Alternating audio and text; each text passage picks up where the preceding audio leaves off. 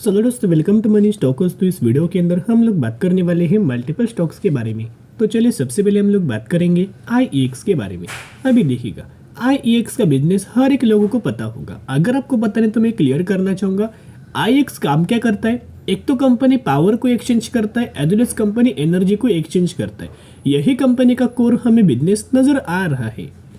Basically company 135 rupees के आसपास trade कर रही है एंड IEX का जो मार्केट कैप है ऑलमोस्ट हमें 12,000 करोड़ का मार्केट कैप, यानी कि ये कंपनी एक small cap mid cap category से बिलोंग करता है। अभी बहुत सारे लोगों के मन में एक क्वेश्चन आएगा कि सर हम लोग IEX के अंदर क्या निवेश करें या फिर हम लोग निवेश ना करें, क्योंकि ओवरऑल बेसिस के ऊपर कंपनी 300 रुपये की कंपनी, यानी कि एक समय कंपनी 300 रुपीज़ के लेवल्स को टच किया था एंड आज के दिन कंपनी 135 रुपीज़ के आसपास अवेलेबल नजर आई है। मोर देन 55% की गिरावट हमें IEX के अंदर नजर आई है। तो क्या सर इस निवेश करने का सही मौका है? क्या हम लोग इस प्राइस रेंज के अंदर निवेश करके क्या ये टारगेट हम लोग रखें?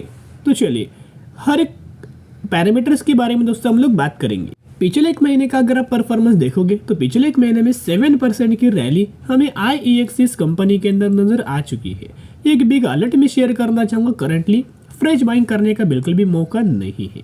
अभी मौका क्यों नहीं है देखिएगा। एक तो दोस्तों कंपनी कैसा होना चाहिए, बिजनेस अच्छा होना चाहिए। IEX का क्या है, बिजनेस बहुत अच्छा है। साथ में अगर सिर्फ बिजनेस अच्छा होने से कुछ नहीं होगा, कंपनी प्रॉफिट में होनी चाहिए। कि IEX कंपनी प्रॉफिट में है, बिल्कुल यस ये कंपनी प्रॉफिट में है, लेकिन क्या company quarter on quarter basis के ऊपर भी एंड ईयर बेसिस के ऊपर भी अच्छा खासा ग्रो कर रही है? बिल्कुल भी नहीं। ये company quarter on quarter basis के ऊपर भी एंड ईयर बेसिस के ऊपर बिल्कुल भी दोस्तों ग्रो नहीं कर रही है। इसी के वजह से पिछले एक सालों से ये कंपनी गिरावट के ही अंदर गिरावट लगातार हो रही है। लगातार company lower end to lower end हमें लगातार क्रिएट कर रही है, यानी कि एक समस्या है कि ये कंपनी बिल्कुल भी कुछ अच्छा परफॉर्म नहीं कर रही। वो ईयर बेसिस चेक करना या फिर quarter on quarter basis check करना, और यही रीजंस की वजह से हमें IEX के अंदर 55% की गिरावट हमें अभी तक नजर आ चुकी है। तो चलिए पैरामीटर्स के बारे में हम लोग बात करेंगे। कुछ पैरामीटर्स के बारे में मैं आपके साथ शो करना चाहूँगा। सेल्स का अगर आप यह डेटा देखोगे तो ऑलमोस्ट हमें जून 2022 के अंदर 98 था, अभी 104 है। लेकिन वही अगर आप क्वार्टर ऑन क्वार्टर बेसिस देखोगे देख तो 7 से घट के 104, यानी कि कंपनी का सेल गिर रहा है।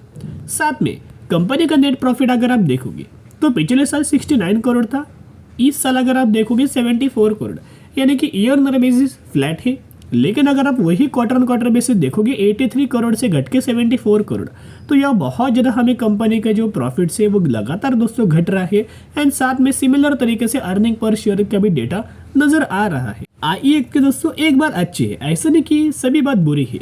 कंपनी का बिजनेस अच्छा है एज वेल एज कंपनी का जो रिजर्व है वो भी अच्छी खासी बेसिस के ऊपर ग्रो हो रहा है। आप यहाँ देख सकते हो 360 करोड़, 502 करोड़, 612 करोड़, ऑलमोस्ट 700 करोड़। एंड एक और बात हमें IEX कंपनी का बहुत अच्छा है कि कंपनी के ऊपर दोस्तों कोई हेवी लोन नहीं है। ऑलमोस्ट हमें 14 करोड़ के आसपास कंपनी के ऊपर कर्जा है। वो आप ऐसा भी बोल सकते हैं कि ऑलमोस्ट ये कंपनी हमें डेट फ्री कैटेगरी से बिलोंग करता है। साथ में अगर आप इस कंपनी का फिक्स एसेट भी देखोगे तो 112 के आसपास हमें नजर आ रहा है, ये बहुत अच्छा है। तो देखिएगा पैरामीटर्स तो कंपनी के अच्छे बिल्कुल भी नहीं है, मैंने आपके साथ शेयर किया हुआ है। साथ में जो शेयर होल्डिंग पैटर्न है वो भी दोस्तों बिल्कुल भी अच्छा नहीं है, एक बियरिश शेयर होल्डिंग पैटर्न से। ऐसा शेयर होल्डिंग दोस्तों पैटर्न अगर रहता है तो बिल्कुल भी दोस्तों कोई निवेश नहीं करता। अभी शेयर होल्डिंग पैटर्न कैसा है, प्रमोटर्स का तो होल्डिंग नहीं है, ये होगा नहीं होगा उससे फर्क नहीं पड़ता। लेकिन जिनके पास भी मेजोरिटी स्टेक होल्डर्स होंगे, पब्लिक बिल्कुल भी मेजोरिटी स्टेक होल्डर्स नहीं होने चाहिए कोई भी कंपनी से रिलेटेड। FIs के पास देखोगे तो ऑलमोस्ट हमें पहले 17.88% का स्टेक था, वो घट के 17.28% का स्टेक किया। DIs के पास देखोगे तो 21.73% से घट के 21.53% एंड 21.11%। लगातार DIs इस कंपनी के अंदर माल बेच रहे हैं, और जितना माल FIs एंड DIs बेच रहे हैं उतना ही माल दोस्तों पब्लिक लगातार खरीदारी किया है। पहले इनके पास 60.32% का स्टेक था, वो बढ़ा के 61.33% का स्टेक किया। अगर दोस्तों FIs माल बेचता है, DIs माल बेचता है, सिर्फ और सिर्फ अगर यहाँ पब्लिक माल खरीदता है दोस्तों तो बिल्कुल भी ये अच्छी बात नहीं होता।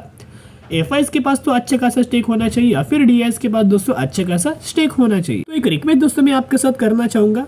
तो दोस्तों IEX कंपनी के अंदर निवेश करने का सही मौका कब होगा? जब कंपनी क्वार्टर क्वार्टर बेसिस भी अच्छा परफॉर्म करेगी, ईयर बेसिस भी अच्छा परफॉर्म करेगी, तभी दोस्तों हमें निवेश करने का सही मौका आएगा और वही टाइम करेक्ट होगा निवेश करने के लिए। अगर दोस्तों कंपनी फिर क्वार्टर टू रिजल्ट्स के अंदर अगर बुरा परफॉर्म करती है तो उससे भी गिरावट कंपनी के अंदर हो सकती है। 100 रुपीज़ के आसपास फिर आपको IEX हमें कंपनी आते हुए नजर आ जाएगी, क्योंकि हर एक क्वार्टर के अंदर कंपनी बुरा परफॉर्म करता है। जब भी कंपनी बुरा परफॉर्म करता है करेक्शन नजर आ ही जाता है। तो करंटली वेट एंड वॉच करना। अभी हम बात करेंगे IRFC के बारे में। तो IRFC की अगर बात कीजिए तो ऑलमोस्ट हमें फ्राइडे के दिन इस कंपनी के अंदर 2.5% के आसपास हमें गिरावट हुआ। ये इतना दोस्तों ज़्यादा गिरावट नहीं है। वही अगर आप कंपनी का देखोगे 15 सितंबर के दिन हमें डिविडेंड का एग्जिट था, तो जो भी डिविडेंड का अमाउंट था वो इससे हमें माइनस हो चुका है। तो एक प्राइस एडजस्टमेंट नजर आया, कोई बहुत बड़ी गिरावट अभी भी हमें IRFC के अंदर नजर नहीं आया। तो चलिए IRFC के कंपनी के लिए भी एंड शेयर होल्डर्स के लिए भी दोस्तों एक पॉजिटिव वाली बात है। अभी क्यों पॉजिटिव बात है? क्योंकि 22 सितंबर के दिन हमें IRFC कंपनी का AGM नजर आने वाला है, एनुअल जनरल मीटिंग नजर आने वाला है।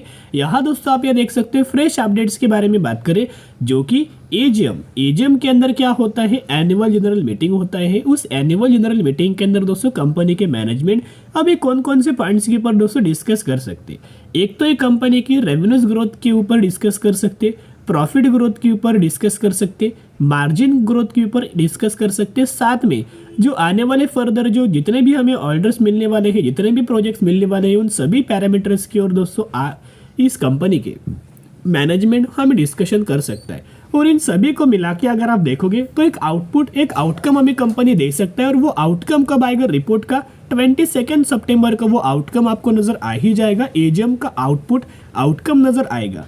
तो जब भी दोस्तों आउटकम हमें AGM का नजर आएगा 100% मैं आपके साथ शेयर कर दूंगा। लेकिन एक रिक्वेस्ट मैं आपके साथ करना चाहूंगा, अगर आपने इस चैनल को अभी तक सब्सक्राइब नहीं किया तो जरूर चैनल को सब्सक्राइब करना, ताकि जब भी दोस्तों इस कंपनी से रिलेटेड फ्रेश अपडेट्स निकल के आएगा 100% दोस्तों हम लोग आपके साथ शेयर कर देंगे। इसी की वजह से दोस्तों ये जो AGM है IRFC के लिए, शेयर होल्डर्स के लिए, कंपनी के लिए इंपॉर्टेंट होने वाला है। तो चलिए अभी हम बात करेंगे टेक्निकल चार्ट पैटर्न्स के बारे में।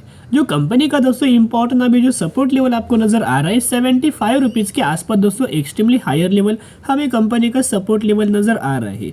जिस रफ्तार से कंपनी लगातार दोस्तों आगे बढ़ रहा है, उसी रफ्तार से मैं एक रिक्वेस्ट करना चाहूंगा, इस IRFC कंपनी के जो प्रमोटर्स का जो होल्डिंग है, गवर्नमेंट का जो होल्डिंग है 86% के आसपास हमें नजर आ रहा है।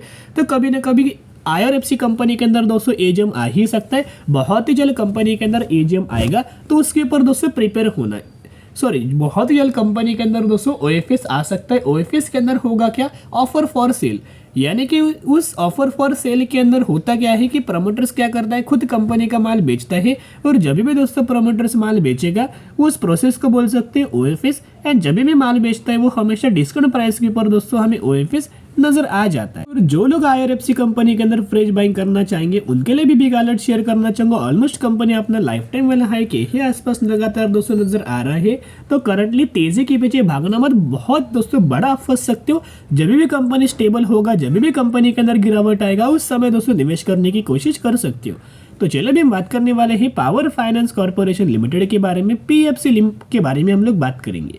ये कंपनी की अगर बात की जाए तो POC स्टॉक से एक गवर्नमेंट ओन कंपनी है एंड बिजनेस कंपनी का बहुत ही शानदार तरीके से नजर आ रहा है। 278 रुपीज के आसपास हमें कंपनी ट्रेड कर रही है एंड इस कंपनी का मार्केट कैप 74,000 करोड़ का है, यानी कि एक लार्ज कैप कैटेगरी से बिलोंग करता है। कंपनी हर साल दोस्तों आपको 5% का डिविडेंड का बेनिफिट इस कंपनी के अंदर दिया जाता है। इस कंपनी से रिलेटेड क्यों इतना बहुत अच्छी खासी बात है, क्यों लगातार दोस्तों कंपनी के अंदर तेजी है? क्योंकि इस कंपनी ने दोस्तों अनाउंसमेंट किया है 1:4 रेशियो के अंदर बोनस।